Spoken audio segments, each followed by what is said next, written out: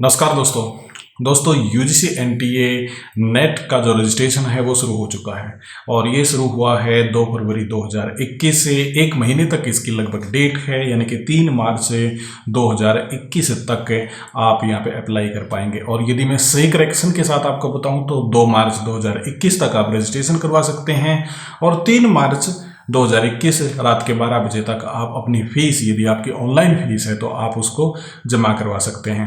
इसके साथ में दोस्तों बहुत सारे आपके क्वेश्चन हैं और जो कई बार मेरे पास पर्सनली आए हैं, तो मैंने सोचा कि क्यों नहीं इसके ऊपर एक वीडियो बना दी जाए।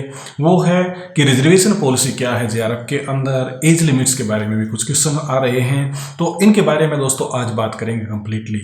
क्योंकि पहले जैसा आपको पता है कि जो जनरल की एज लिमिट थी वो 30 साल थी। मतलब हम बात करें कि जब मैंने नेट क्वालिफाई किया था उस समय पे जो एज थी वो 28 साल होती थी, यानी कि 28 साल से ऊपर का कोई भी कैंडिडेट है तो वो अप्लाई नहीं कर सकता था जेआरएफ के लिए। हालांकि यदि आप असिस्टेंट प्रोफेसर बनना चाहते हैं, नेट आप क्वालिफाई करना चाहते हैं, तो उसकी कोई एज लिमिट होती नहीं है। परंतु अब इसकी जो फिलहाल में 30 होती थी, 1 मार्च 2021 से इसकी एज लिमिट 31 साल हो जाएगी। मैं बात कर रहा हूँ यहाँ पे जनरल कैंडिडेट की।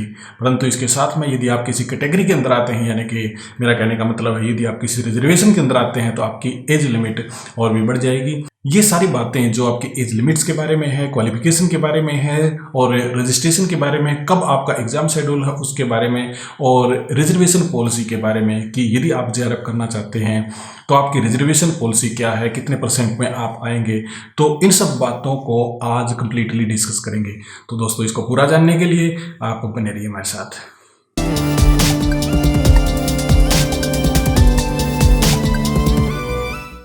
एक बार फिर से आपका स्वागत है। सबसे पहले हम देख लेते हैं यूजीसी नेट में जो 2021 में है उसकी एज लिमिट क्या है। देखिए दोस्तों, इसके बारे में हम पहले बात कर चुके हैं। पहले ये 30 साल हुआ करती थी, यानी कि यदि आप जेआरएफ करना चाहते हैं तो 30 साल तक आप अप्लाई कर सकते हैं। परंतु 1 मार्च 2021 से ये एज लिमिट बढ़ा दी है, अब कर दी है 31 साल, यानी कि 1 साल इसके अंदर ऐड हो गया है। और यदि आप असिस्टेंट प्रोफेसर के लिए नेट क्वालिफाई करना चाहते हैं, यूजीसी नेट आप करना चाहते हैं, तो इसके लिए कोई अपर एज लिमिट है ही नहीं, कभी भी आप कर सकते हैं और ज़िंदगी भर आप नेट के लिए यहाँ पे अप्लाई कर सकते हैं। उसके बाद में देखते हैं एज लिमिट में रिलैक्सेशन क्या है। रिलैक्सेशन मतलब आप रिजर्वेशन के हिसाब से आपको एज में छूट भी मिलती है। ये अलग अलग कैटेगरी दे रखी हैं और 1 मार्च 2021 के बाद में किस प्रकार की एज लिमिट जो रिलैक्सेशन दी गई है वो कैसे है।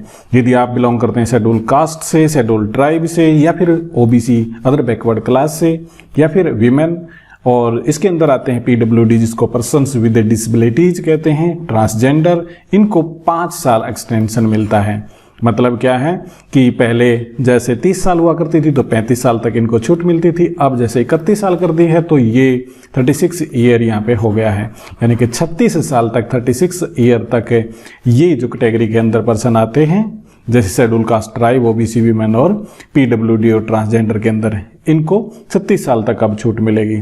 उसके बाद में कैंडिडेट्स हैविंग रिसर्च एक्सपीरियंस, यदि कैंडिडेट को रिसर्च एक्सपीरियंस है तो उसे भी 5 साल और मिलेंगे, यदि उसने 5 साल यहाँ पे रिसर्च पीरियड में लगा रखे हैं। कैंडिडेट पोजेसिंग LLM डिग्री, जिसके पास LLM डिग्री है वो उसको 3 साल यहाँ पे एक्स्ट्रा और मिल जाएंगे। Candidate who have served in armed force, जिसने आर्मी के अंदर सेवा की है, उसको यहाँ पे 5 साल एक्स्ट्रा मिल जाते हैं। अब उसके बाद में चलते हैं दोस्तों एजुकेशन क्वालिफिकेशन के बारे में। क्वालिफिकेशन के बारे में वैसे मोस्टली आपको पता ही होगा, परंतु मैं रिमाइंड यहाँ पे करवा देता हूँ। और ये दे रखी है कैटेगरी और ये दे रखा है यहाँ पे परसेंटेज क्राइटेरिया। यदि कैंडिडेट जनरल है या फिर EWS इकोनॉमिक वीकर सेक्शन से है, उसको 55% यहाँ पे एग्रीगेट मार्क्स चाहिए मास्टर डिग्री के अंदर या इक्विवेलेंट डिग्री के अंदर। इसके बाद में आप थोड़ा सा यहाँ भी ध्यान दीजिए, including candidates waiting for their PG final year result, जिनका फाइनल रिजल्ट का अभी आना बाकी है वो भी इसी के अंदर शामिल हो जाते हैं। अब यहाँ पे जो कैंडिडेट हैं शेड्यूल ट्राइब से, शेड्यूल कास्ट से, ओबीसी, पीडब्ल्यूडी और ट्रांसजेंडर से, उनको 50% मार्क्स यहाँ पे चाहिएंगे। उसके बाद में बात करते हैं इंपॉर्टेंट डेट की। अभी क्योंकि यूजीसी का रजिस्ट्रेशन चल रहा है, आप यूजीसी का फॉर्म भरना चाहते हैं, यानी कि नेट के लिए फॉर्म आप यदि अप्लाई करना चाहते हैं तो आप तुरंत ही यहाँ पे अप्लाई कर सकते हैं। उसकी डेट मैं आपको रिमाइंड करवा देता हूँ। ऑनलाइन एप्लीकेशन और रजिस्ट्रेशन डेट 2 फरवरी से यहाँ पे शुरू हो गई थी और ये 2 मार्च तक चलेगी। परंतु यदि आपने ऑनलाइन फीस के बारे में एक्स्ट्रा दिन चाहते हैं तो भी आप ले सकते हैं। ऑनलाइन पेमेंट का जो डेट है वो है 3 मार्च, परंतु ये 12 बजे, रात के 12 बजे तक आप फीस जमा करवा सकते हैं यदि उसमें आप लेट हो गए हैं तो। फिर यदि आप कोई गलती कर देते हैं और करेक्शन चाहते हैं अपने फॉर्म के अंदर, तब आप 5 से 9 मार्च के बीच में 2021 की मैं बात कर रहा हूं, तो आप करेक्शन यहाँ पे कर सकते हैं। एडमिट कार्ड वो बाद की बात है, परंतु एग्ज़ाम डेट जो पॉसिबिलिटी है, तो एग्ज़ाम डेट के बारे में आप देखिए, ये अलग अलग डेट, क्योंकि सब्जेक्ट बहुत सारे होते हैं तो अलग अलग डेट देनी पड़ती है। तो 2 तारीख से लेके मई की 2 तारीख से लेके और 17 मई तक आपका एग्ज़ाम यहाँ पे हो जाएगा। और ये NTA की डेट है, इसमें आगे पीछे नहीं होगा, ये भी आप ध्यान में रखें। उसके बाद में है UGC नेट असिस्टेंट प्रोफेसर या JRF 2021 की रिजर्वेशन पॉलिसी क्या है। देखिए, JRF में रिजर्वेशन जो पॉलिसी है वो EWS यानी इकोनॉमिक वीकर सेक्शन की 10% है, जिस प्रकार से 10% नेशनल लेवल पे यानी कि सेंट्रल गवर्नमेंट के द्वारा प्रोवाइड की जाती है रिजर्वेशन गवर्नमेंट जॉब में और एडमिशन इत्यादि में। इसी प्रकार से शेड्यूल कास्ट के लिए है यहाँ पे 15%, शेड्यूल ट्राइब के लिए 7.5%, 7.5% यहाँ पे, और OBC के लिए यहाँ पे है 27%। अब ये कहेंगे कि जनरल इसके अंदर कहाँ गए, बाकी जनरल ही बच गए। देखिए 27% ये है और टोटल यदि इसको देख लिया जाए तो 25% ये है, 25 यहाँ पे और 27 यहाँ पे, तो 52% हो गया। उसके बाद में 7.5% यहाँ पे है, तो 59.5% रिजर्वेशन अभी गवर्नमेंट दे रही है। और अप्रोक्सीमेटली इसको 60% भी कहते हैं, आप इसको 60% भी समझ सकते हैं। जो 40% यहाँ पे बच जाते हैं वो बच जाते हैं जनरल कैंडिडेट के लिए।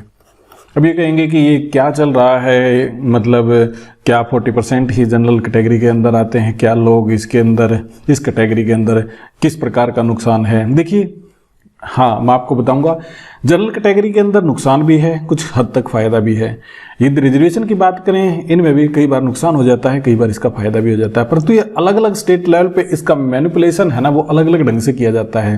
तो उसके बारे में सेपरेट वीडियो एक बनाएंगे, उसके बारे में सोच रहे हैं। और कमेंट सेक्शन के अंदर भी आप बताना कि इसके बारे में रिजर्वेशन के अंदर अप्लाई करते हैं, जनरल के अंदर अप्लाई करते हैं, तो उसके फायदे और नुकसान क्या हैं, उसके बारे में हम सेपरेटली बात यहाँ पे कर लेंगे। एग्जाम्पल के तौर पे मैं बताऊं कि EWS के अंदर यहाँ पे 10% है, यदि आप इसके अंदर ही अप्लाई कर देते हैं और आपको कैटेगरी से बाहर नहीं निकाला जाता है तो आपको नुकसान भी हो सकता है।